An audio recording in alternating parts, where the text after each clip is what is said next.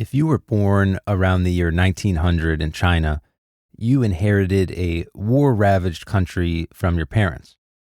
The intensity of this may have varied depending on where you lived, but looking at it as a whole, China and your parents went through the Taiping Rebellion, where conservative estimates put the death toll at 20 million people. You and your parents experienced European imperialism, illustrated by events like the Opium Wars and what scholars would later call a century of humiliation. You would be born right as the Qing dynasty was collapsing in the early 1900s, the final whimper of millennia of dynastic rule in China. After years of more war, various warlords and new attempts at government competing in the aftermath of this Qing collapse, a new government, most people refer to as the nationalists, would be forged under a man named Chiang Kai-shek. But this new system would deal with just as many problems as the old system. China was behind in industrialization compared to the West or compared to Japan, and during this period, being behind by even a few years could be a death sentence for your government and your people. Many accused the new nationalist government of ignoring the countryside and millions of peasants in favor of reforming cities and the urban class. Famines and economic crisis ravaged the average person more than anyone. Corruption lurked in the new government, not a new problem in Chinese history. And socially, there were real concerns with how to modernize China while holding on to its Confucian roots, or if that was even something that everybody even wanted at this point. To make matters worse, Chiang Kai-shek and the nationalists had a communist problem. The Chinese Communist Party was gaining strength, particularly in rural areas of China. Chiang Kai-shek implemented a series of repressions and killings, taking prisoners and purging elements of leftist groups in his government. A civil war for China and the hearts and minds of the people living in it between the nationalists and the communists was put on pause only to unite against the invading Japanese in World War II. Most of us are probably at least somewhat familiar with Japanese war crimes and atrocities in China. Go look up the Nanking Massacre or Unit 731 if you need more clarification on that. After repelling the Japanese, the Civil War continues, with Mao Zedong and the communists defeating the nationalists in some decisive and devastating total war-style cataclysms. Chiang Kai-shek and the nationalists flee to Taiwan, establish a government there, repress any dissent, root out communists or suspected communists through authoritarian executions and imprisonments. Many would try to flee these repressions. And back on mainland China, the horrors were just beginning there, as now Mao and the communists could go from town to town, city to city, uprooting any landowners, intellectuals, upper class, or really anybody they deemed an imperialist or a reactionary, two terms that are notoriously flexible in history. People were torn from their homes, families split apart, tortures and executions began as communism was established. The Great Leap Forward and the Cultural Revolution would follow, implementing Mao's vision of communism to the tune of tens of millions of deaths, hundreds of millions personally affected. So this is all a very zoomed out view of some modern Chinese history here. And we have to remember that real people lived through part or all of this. One generation passed the torch of war and death to the next generation, and people had to live with the consequences. Families, identities, histories hung in the balance and were constantly being uprooted and reshuffled. Without the benefit of hindsight, people had to make really tough decisions about who to support and how to survive. So in this episode, I'm joined by Eve Chung to talk about her book, Daughters of Shandong. This is Eve's debut novel, having spent much of her life as a human rights lawyer. The book is historical fiction, but it takes place in the midst of the communist takeover of China. And it's based on Eve's real family fleeing the mainland to try to get out of China, and the complex questions of morality and identity that were part of that attempt. The book is historical fiction, so it's not a fact-by-fact recreation of what happened, like a traditional history book might attempt to create. But, as we talk about, a ton of research went into this book, and the story it tells is heartbreaking and based in reality. To me, historical fiction has always been a gateway into a world, and if it can get people interested in that world, then those people can go out and learn more about it. And if historical fiction is written really well, like this book is, it can also just tell a great story while inspiring people to go out and learn more about the topics that it covers. In this episode, Eve and I discuss the generational trauma of the past, gender roles in China during this time period, the morality of the Chinese Civil War, the realities of trying to flee communism and the refugee experience, what factors motivated people to pick a side in this war, Eve's research and writing process in creating the book, the importance of historical fiction, and more. I hope you enjoyed the episode, and thanks for listening. I thought we could get started. Maybe you could explain the basic idea behind the book and kind of the basic story of what goes on in the book, and then I'd love to get into some of the history of China that you cover and some of the big questions and themes after that, if that's cool with you. Sure, yeah, that'd be great. So yeah, I actually wrote this book originally as a family story for my children. So the idea for Daughters of Shandong really came out of nowhere. So I was in Seattle area visiting my mom with my kids. And my mom and I were both really close to my maternal grandmother who passed away 10 years ago. And I knew her story about how she left China, but very little of it because it wasn't something that she talked about. And I don't know how common this is or how much of it is a cultural thing, but she didn't talk about her unpleasant experiences to me. So in my mind, I always thought that she took a boat from Qingdao because Qingdao is a huge harbor. So I had in my mind that she got on a boat from Qingdao and went to Taiwan. And that wasn't the case at all. She went through this incredibly difficult journey. And when my mom started talking to me about it in Seattle, I said, I need to write this down because it's amazing. And at the time, I always laugh because my mom said, I told her, maybe other people will want to read it and I can write a book about it. And she said, who wants to read a book about a bunch of Chinese ladies? So I think she came to the US in the 1980s when there weren't as many stories about China or what might have happened during this time period. So yeah, I started to write the book, and originally I was thinking to make it a biography, but then it just wasn't possible because so much information was lost when my grandmother passed away. And my mom herself told me what she knew, but I'm not even sure if what she told me is accurate because there's also a lot of stuff that she told me that was just wrong. And when I researched later, I was like, okay, so this has to be a work of fiction just so, because I can't, in good conscience, say that it's all true because I really don't know. And so, yeah, it became this bigger project and I finished the book and managed to get it published. So it's sort of an unexpected journey into publishing.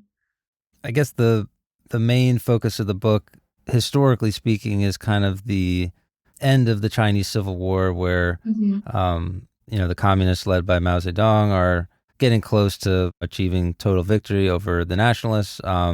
But I think a big part of your book is maybe a lot of people don't know this about the history of China, maybe a lot of listeners, but if you just picked like 100 years from 1860 to 1970, you're looking at the Taiping Rebellion, the collapse of the Qing Dynasty, a massive Chinese Civil War, European imperialism, the beginnings of communism, the Great Leap Forward, the Cultural Revolution.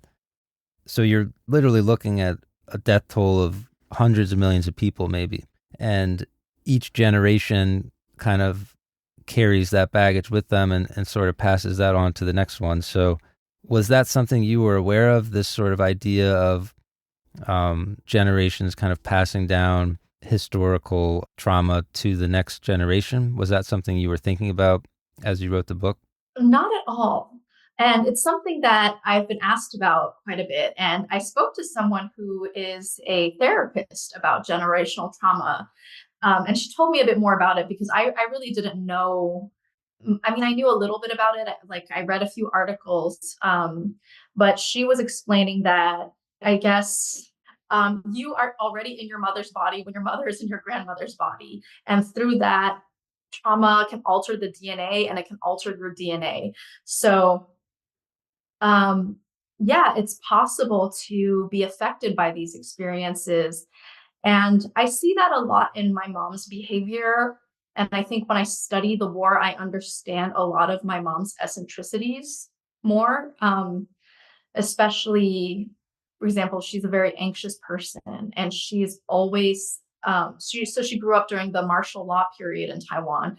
So she is very afraid to stand out among government authorities. So for example, Taiwan is a very safe place. And for the most part, China is very safe too. But I know when we go out, my son had an American flag shirt and she'll say like, no, don't wear that. You can't wear that. And I don't think anyone's actually going to beat you up, but she just kind of has this idea that like you need to not look like you're on the other side. So and she feels this way in Taiwan too, which is of course has a really good relationship with the US. And when I was little, I just thought she was really paranoid, but I think she takes a lot from this time period where people just brutally killed each other if they suspected you were on the other side. And I think what's really sad about the Chinese Civil War is when you talk to people who lived, there are very few people who live through that time now. The people who are kind of in the older generation, they say that both sides were kind of the same. You know, I mean, in terms of how they ruled, how they treated their people, it was just awful for civilians. And um, the guy who did the cover of my book actually said he knew families who were on different sides, and we did too. And he said it all depends on who approached them first. Mm. And that's really what it comes down to, like who approached you first, who kind of like got to you. And I just think it's sad that so much blood was shed. Yes. So this was actually a question I wanted to ask you also. As an author, are you thinking about how you orient the reader to the good and evil in your world, the morality? So, obviously, we know our history and we can pretty fairly say that the communists were certainly not the good guys. And in your book, they're depicted doing terrible things, which we'll talk about, I'm sure. But, you also have your characters running into people on the other side who are doing terrible things as well. And in fact, even family members of your main character are doing things that are deeply personally hurting the main character. So was this sort of ambiguous morality something that you wanted to depict? Yeah, I definitely wanted to show war as something just generally horrible. And so I did my best to kind of strike a balance. And a big challenge in writing something that has such a chunk of history is where do you begin? Because prior to World War II, Chiang Kai shek led this gruesome, brutal purge of the communists. And so I'm a human rights lawyer by day, and again, this is a personal opinion, not affiliated to Berkeley or any organization, but these purges are also, you know, a whole political class that's brutally murdered. It's really awful. You could say that that amounts to genocide by international law if you just set out to slaughter everybody who's a communist, which is what Chiang Kai-shek did. And I did think about whether to bring that into my book, but I was like, it spans so much. So I left that out, um, in part because I'm not here to necessarily talk about the entire century, but yeah, I think it was definitely challenging figuring out what to leave in. And so with the communist revolution, I understood why it appealed to so many people. I think China at the time, there was just horrible inequality, the situation for the peasants. And I recognize this as being from a family that was very wealthy in Shandong. My grandmother came from an incredibly wealthy family, that there was a system there in which the social structure was unbearable. So I tried to show that in the book to show why it appealed to so many people. And in the end, I know that when we look at it, it's sort of the communist versus Chiang Kai-shek. And this is, um, I'll say my grandfather was a soldier for Chiang Kai-shek as well. Um, he was also an authoritarian. He was a very brutal dictator in his own right. So I think in these civil wars, both sides think they're fighting for some sort of freedom. And that's, I think, what's so awful. I think freedom is something people will die for without, and generally, I just feel like the leadership in wars are willing to sacrifice their people in ways that are dreadful. Like there were suicide squads on both sides that just sent young men to, strapped with bombs to go kill other Chinese men. And so I hope it came across in the book that I wanted to show just how gruesome war is, like what it does to people, the mentality where you think of a whole group of people as this class or group that is almost animalistic, and it's okay to slaughter them. And I think my book starts when the communists are kind of in power and they're doing that. Um, but yeah, I hope that wasn't too long of an answer, just to clarify that both sides did horrible things to each other. And in the end, it's always the civilians, like the civilians who probably just want to live in peace, who get caught up in it.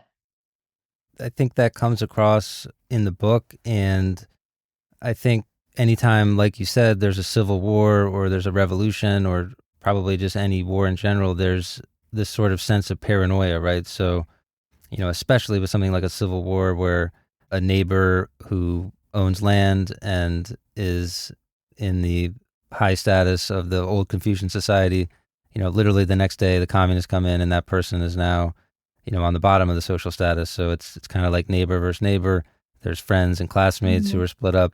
Um, at times in your book, some of the characters kind of flirt with different political sides depending on what's going on in their personal life.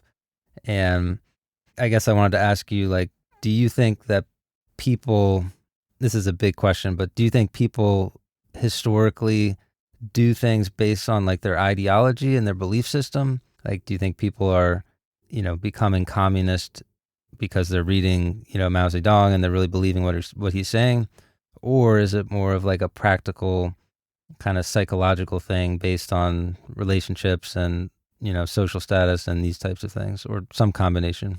I think it's a combination of a lot of things. So in China, a lot of it stemmed from like a workers or a peasants movement, a system where I think people would be born into poverty and just be unable to escape poverty and set up. And in urban areas, they switched to the industrial workers.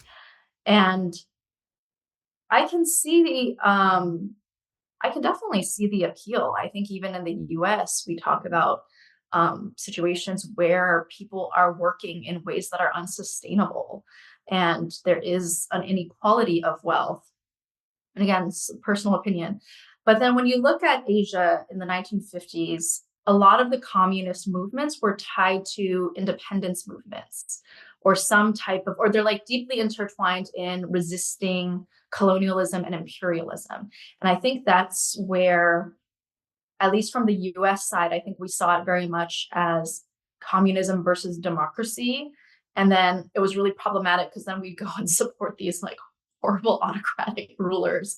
And, it's really hard to sell that when we're propping up someone who's also just like ruthlessly killing their own people for political dissent. So a lot of people who were drawn into it, I mean, following World War II, there were a lot of issues with corruption too in the nationalist government. There were a lot of people who were unhappy about how things were run.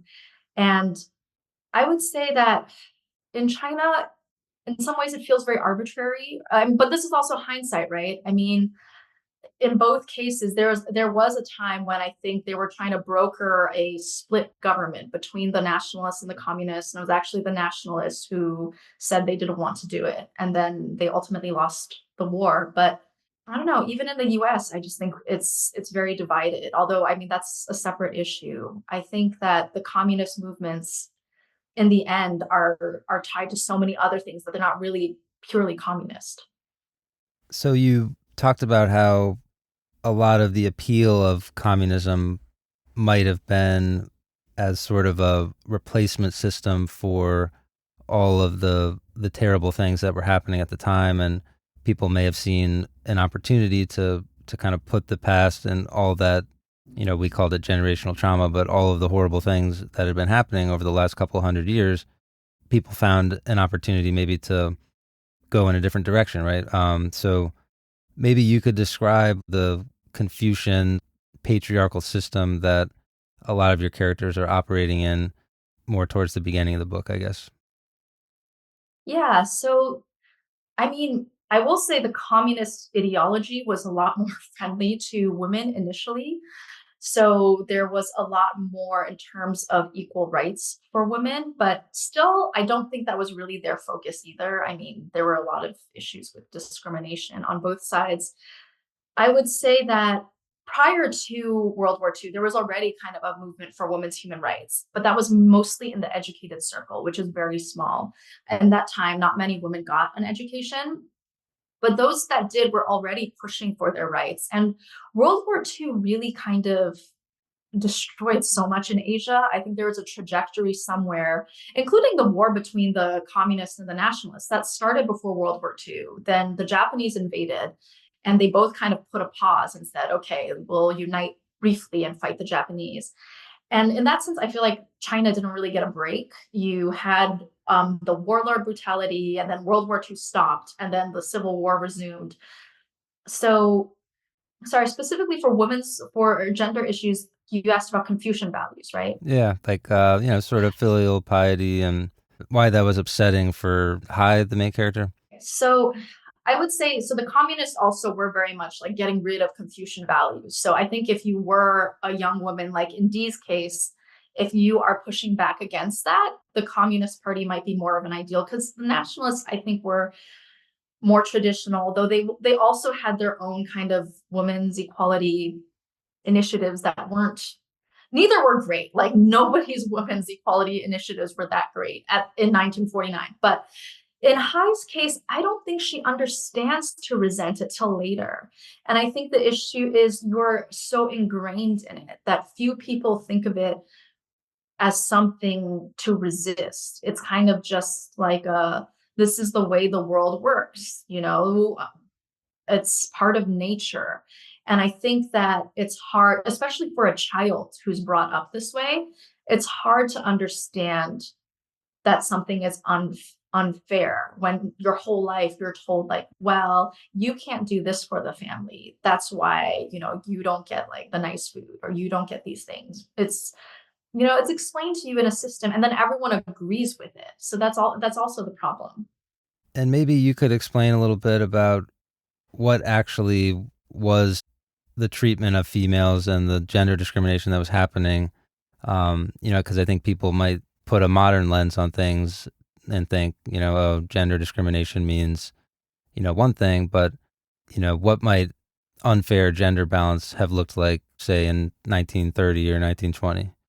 Yeah, so it was really terrible, and it's actually still pretty bad today. I think even in my parents' generation, there's a lot of pressure to have a son because based on Confucian belief, which is tied to Chinese religion, only sons can worship the ancestors in the afterlife.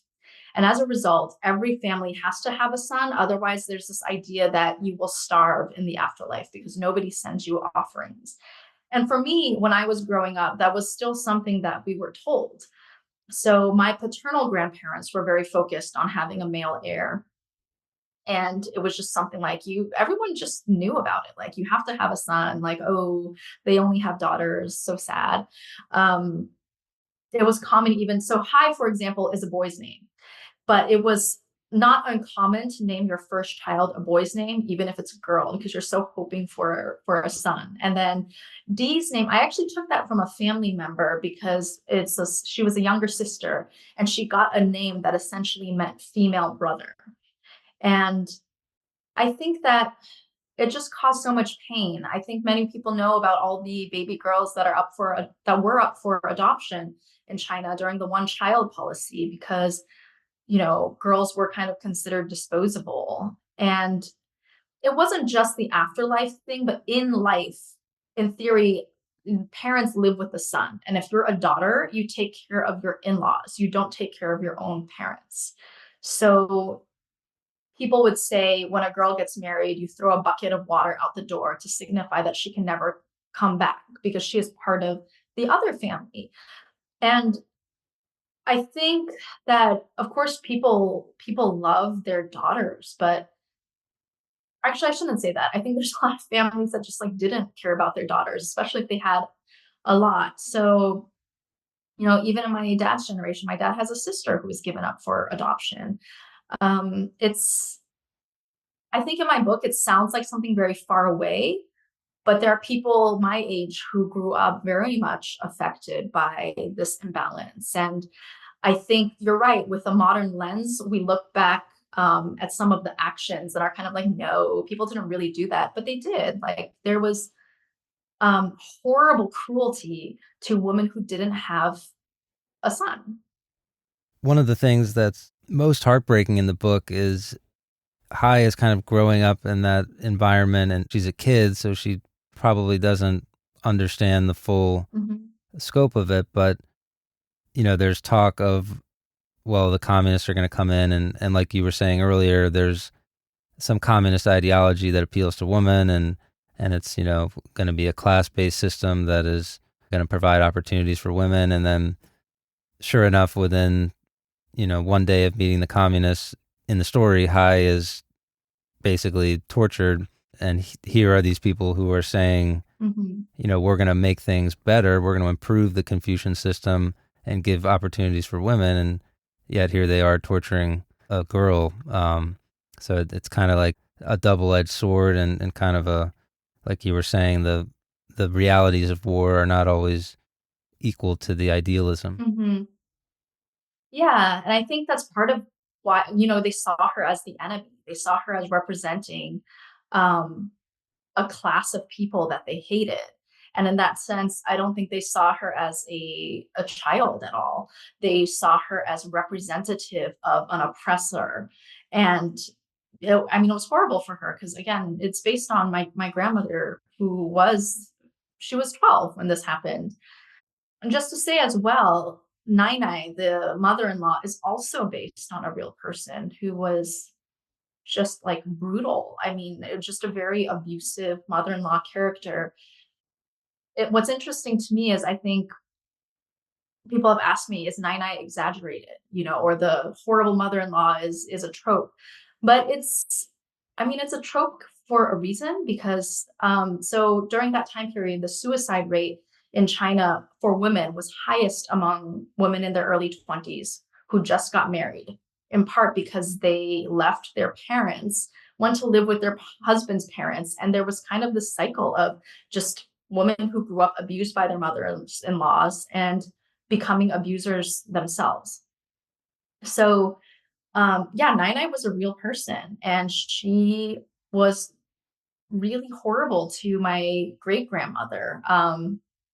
But again, felt legitimate in it because she kind of thought, like, well, I had a son. Why can't you do it too? You're failing the family. That was another one I wanted to ask you about. You just outlined everything perfectly there, but in a lot of these situations, sometimes it's, fellow women who are actually maintaining these patriarchal power structures, and they're sort of playing into it with just the justification you gave, which is that, hey, if I had to go through this, somebody else should go through this too. So, do you think that is the explanation for that, or why do you think women would kind of play into these gender roles that probably in the long run keep them down? I mean, I think that's something I've been trying to figure out for like all my life. But in Nai's case, so I interviewed my relatives and I did ask about her because every relative was like, oh, she was so awful. So I did ask, did she go through trauma? Like, did she have a hard life? Like, why was she so mean? And I was told by my aunts that she's always had a cushy life. She was just a mean person. And I don't know if that's true. But for a lot of women, at least when I look at my own family, I think they need to understand why they were treated so badly as children. And I think when you spend your own life trying to figure out, why your brothers got all this special treatment and you didn't, you internalize a lot of it because you're explaining it to yourself. And since you're always having to explain it to yourself, it becomes natural to pass it on to the next generation, as harmful as it is. And I think there's many women who see it as like helping you prepare. They're just letting you know what's coming. So, a lot of times it's done out of love, as strange as that sounds. They feel like they're setting up their daughters to, ease into a certain transition. And I mean, today it's different, but I still have a lot of female relatives who think that way. I mean, that was one of the things I liked about the book was that in the same way that earlier we talked about how historical events build on each other, and the Taiping Rebellion leads into the demise of the Qing, and the demise of the Qing leads into the Chinese Civil War, and then you have the Japanese invasion, and these things all kind of spiral down. And in a similar way, that's how people are, right? Mhm. One event leads to another. And so I appreciated in your writing, what happens in chapter one stays with the characters all the way through the story, and what happens to, the mother and the grandma in previous eras stays with them and informs how they behave. So, um, that's always a pet peeve of mine is when you read something in chapter three and it's some crazy traumatic event, and then you flip the page to chapter four, and that's kind of, you never hear anything about it again. So I appreciated that. Thank you. I did also want to ask you, did you ever think about not writing this book from the perspective of a child? Like, did you ever think about writing the story while the main character was older? Because I would think maybe writing the book through the eyes of a child gives you kind of an interesting perspective on how you can write about history. Was that something you pondered at the beginning, or you just kind of went for it? So I did debate whether to write from the perspective of Hai, my grandmother, or my great grandmother, who's the mom character. Because by the time I set out to write this, I was already a mom. So I kind of felt like it'd be more natural for me to write as a mom. And the reason why I chose my grandmother was mainly because when I looked at my great grandmother's life, I thought it was too depressing. There was just too much sadness in it. And I didn't want it to be the story that was just about a woman who suffered from domestic abuse and then went through all of this, I mean, war torn China, this horrible journey, and then went back to a family to suffer abuse. So that was why I chose High, because I feel like that's kind of where things changed. So I think when I started to write it, I was seeing it as a story of generations. And so I picked the person who I think was a shift between the old way of thinking. And to be fully clear, I mean, my grandmother herself also perpetuated a lot of these sexist beliefs, and I love her very dearly. Um, but yeah, it's not like she was. I think I make Kai a little bit more of a revolutionary than she was. But even for someone who was still somewhat traditional, I think my grandmother broke with some of the most harmful aspects of the sexism in the culture. So, and I think my mom further broke away. And then I think it came to me. And I feel like each generation improved. And so that's why I chose High, because I feel like I could show that through her more than an older character. I guess I'd like to maybe just kind of trace the geography of where Hai and her family are going. Mhm. So it starts in Shandong. Yes. Okay, so it starts there, and they kind of get thrown out of their house. The I don't want to spoil too much of the story, but they have to go, or Hai gets tortured at this denunciation rally by the communists. Did you run across any accounts of like denunciation rallies, and was that particular scene based on, some reality there, or what happened with that process? Yes. So part of it is my grandmother's own experience. Part of it is also experiences from other family members. So my grandmother's family back then was very wealthy and it was very large. So um, there were multiple family members that went through this denunciation rally process, and I kind of compiled the examples. So in my grandma's case, I know the only thing I knew throughout childhood was that she had to kneel on the ice, and that was sort of a punishment. And for her, it wasn't just one denunciation rally. She went through multiple where they would just drag her out, make her kneel on the ice, and say recite all of the crimes that her family did. And in the book, I just made it one because I was thinking, it's too complicated to depict like a full series of them. But there were other members who were beaten to death. We had a family member who was buried alive. It was really awful. I mean, a lot of those are stories pulled from other family members. Like there was a teenager who was forced to beat his own parents to death. It was just incredibly cruel. And again, the idea was like, oh, if he beats his parents to death, at least he'll do it quick so they won't suffer. Mm, But the decisions people were kind of forced to make were brutal. So I also researched denunciation rallies generally. So there were a lot of photos. So that's why I said they had their arms tied behind their back, because I saw pictures of landowners or land owning families with the signs around their necks and their arms behind their backs. And it was brutal, but not just for my family. I did talk to other families who also had relatives that went through similar experiences, and yeah, it was harrowing. that's kind of amazing that you have that sort of personal family experience that you can draw on. I've certainly read my share of books about the Cultural Revolution and these types of things. So, Mhm. um, if listeners are reading that part of the book and thinking, that's exaggerated, like if anything, you might have been toning it down a little bit, based on some of the things I've read as well, which is crazy. Yeah.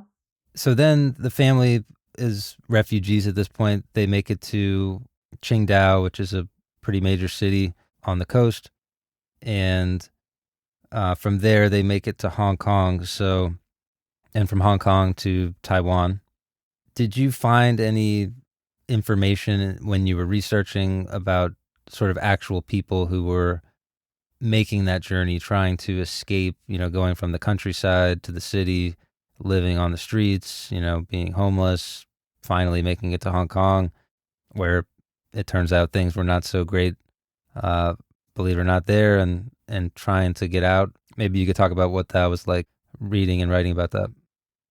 Yeah, so that research process was really hard just because there was so little available. And I think my grandmother's journey is fairly unusual. So it was impossible to find anyone who had her exact journey. So I did research. I have relatives still living in Qingdao who probably are old enough to know some of the things that happened, but they're still living in China at the moment, and they didn't want to talk about it, and I didn't want to push them either. So I kind of forego. I decided to try other sources, and my biggest resource for Qingdao was memoirs written by American Marines. So I read several memoirs, and there's also websites and articles about their experiences and what they observed. So I was able to write about a lot of the poverty in the city, the children living in sewers, from the memoirs, there were actually several street children who were adopted by kind of the American soldiers when they were there.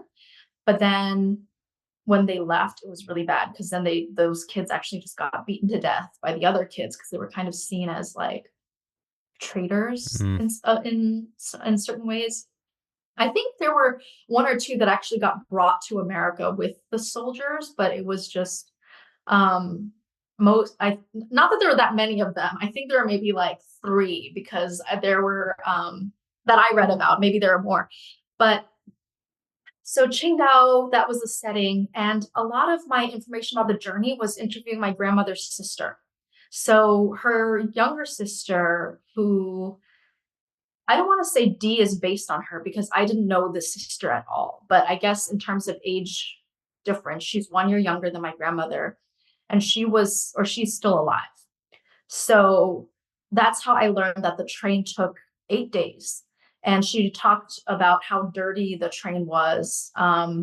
She talked about the transfer. I looked at maps. I looked at different railroad maps too, because I was trying to figure out how the rail lines worked. And because of imperialism, there were multiple different types of trains built. There's some built by the Germans, by the British, and they didn't match. So then you had to switch trains because the tracks were different. So she told me, or she didn't tell me, she told my mom that they arrived in Shenzhen. That's like the things about lice. That I learned from her telling my mom about the lice and them using roach poison to get rid of the lice because they didn't have anything else. And then in Hong Kong, actually, that was nice because there were so many photos. So I had a ton of photographic evidence that I could look at to kind of piece together what did Hong Kong look like at the time. For Qingdao, there was very little. There were a few snapshots taken by the American Marines and a very useful map that was put together by the American Marines. So I kind of knew where the city was. But for these scenes, I had to research architecture because the architecture is very different between Hong Kong and Qingdao and a place like Zhuchen. But for Hong Kong, because of the British presence, there was a lot more English resources. So I would say the Hong Kong section was probably much easier to research than Qingdao or Zhuchen. right. So I guess you would call this a historical fiction book in that it's a story fiction, but it's like you're just saying, you're basing it on so many things that Mhm. are, evidence based. You're looking at photographs, you're looking at the way the trains operated, you're looking at history books, you're looking at the firsthand experience of your relatives. Um, so I think some people might kind of scoff a little bit at something like historical fiction and say, well, this isn't the facts of the facts as far as what happened exactly when it happened. Um, so how might you respond to someone who would say something like that? I would say historical fiction, I see it as almost like an oral history sometimes, like something a grandparent might tell their kids, they probably forgot a lot of stuff in the story. I wouldn't count, even if they might think it's true, I wouldn't necessarily use stories that my grandparents told me as like, write a textbook based off of it. But what I think is important about historical fiction is to get someone interested in history because I think you could always use it as a jumping point to history. And I think a lot of people who might not otherwise read a history book would pick up something that's entertaining. And even if the facts aren't all there, they would at least know more about a given conflict than they did before. So I think that's one of the important things about historical fiction, just drawing interest in history that otherwise might not have been there. Yeah, couldn't agree more. And someone who picks up the book obviously will get a great story, but they'll also get kind of these hints at things, like you said, that they can go learn more about, right? Like European Mhm. imperialism in China, the nature of the Civil War, Japanese invasion you mentioned a few times, but don't really go fully in depth. Just what life was like under communism. So, to me, it's like you said, it gives a great, accurate thematic picture not necessarily having all the facts, but it's a good jumping off point for someone who's interested. Mhm. I will say that the version that is the book now has fewer facts than the original version. So, just for me being a lawyer by training, I care a lot about the facts and the details. So, the original draft of Daughters of Shandong, the feedback I got was that it was too dry. So I cut out a ton of history. Like I researched the sewage system in Qingdao and just the German engineering and the buildings and for Taiwan, I remember my mom telling me like, why would anyone care? Because I asked her, I found this old law on the passport or the entry and exit requirements to Taiwan, and I wrote all about like everything you need to like gain entry to Taiwan. And she was like, "That's so boring." I was like, "But people need to know. Like, how else do they go there?" But I think because this is my first work of fiction, what surprised me the most was in a fictional book, you can just say X and you don't need to back it up. Because as a lawyer, if you say it was really hard to get into Taiwan, you need to be like, because of this law and this restriction and A, B, C, D.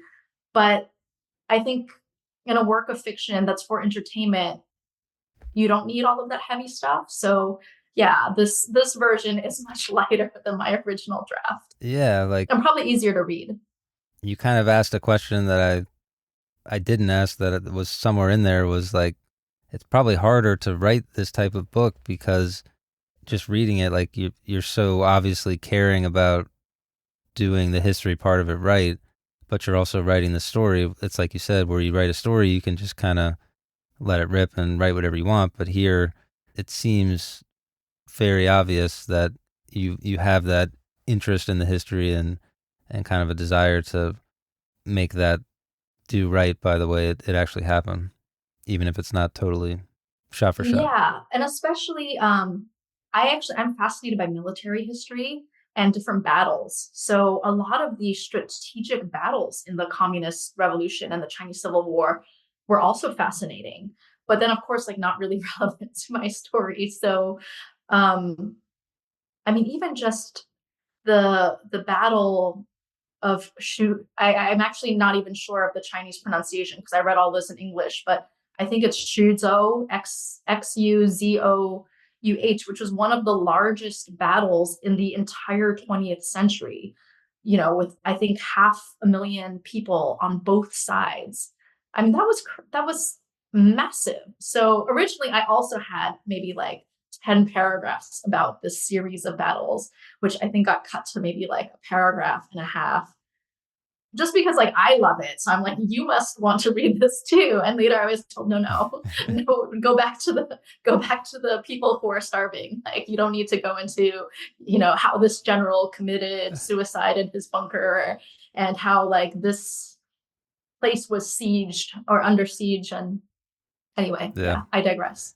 Um, I did want to ask you, how does one write a book? Like, I'm kind of interested in that process. Like, how did you do this? I think the best thing to compare it to was that saying like, how do you eat a horse or an elephant? And it's one bite at a time. And for me, writing this book was that. I actually wasn't even sure if I would finish it. So I remember just setting out and thinking like, I'll just get this done and see where it goes.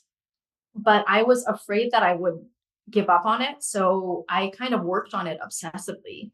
And I did nothing but write this book for I work full time. And then in my free time, I didn't really watch TV or have any hobbies. I just wrote this book.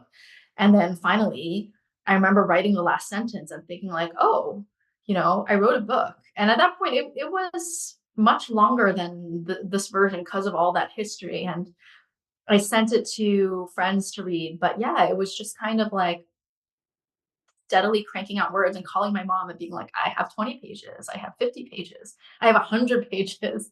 And her being like, oh, good for you, good for you. And neither of us really thinking it would turn into like a book until, until it got sold. Yeah. Wow. Yeah, that's awesome. So, was there anything you wanted to bring up that we didn't talk about? I think just that I think this is a book that's called Daughters of Shandong, but it's really about Taiwanese history, because this mass exodus following the Chinese Civil War is such a big part of modern Taiwanese history.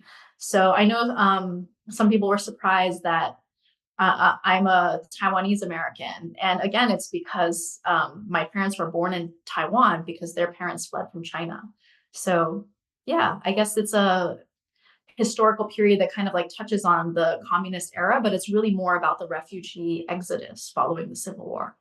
Yeah, and I think that comes across for sure. So I appreciate you coming on.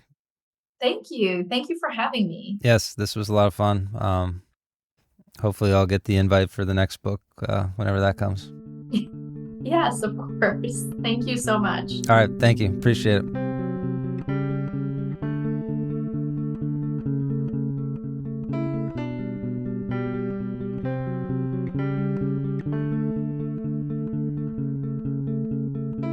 If you enjoyed this episode, you can subscribe on Patreon for bonus episodes and other perks.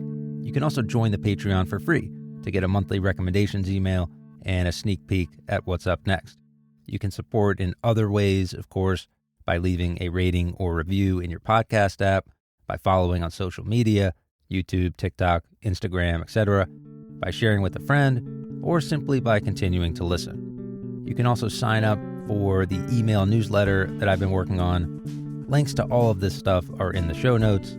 Any comments or suggestions you can send to reflectinghistory@gmail.com. Thanks for listening. As always, that's it for now.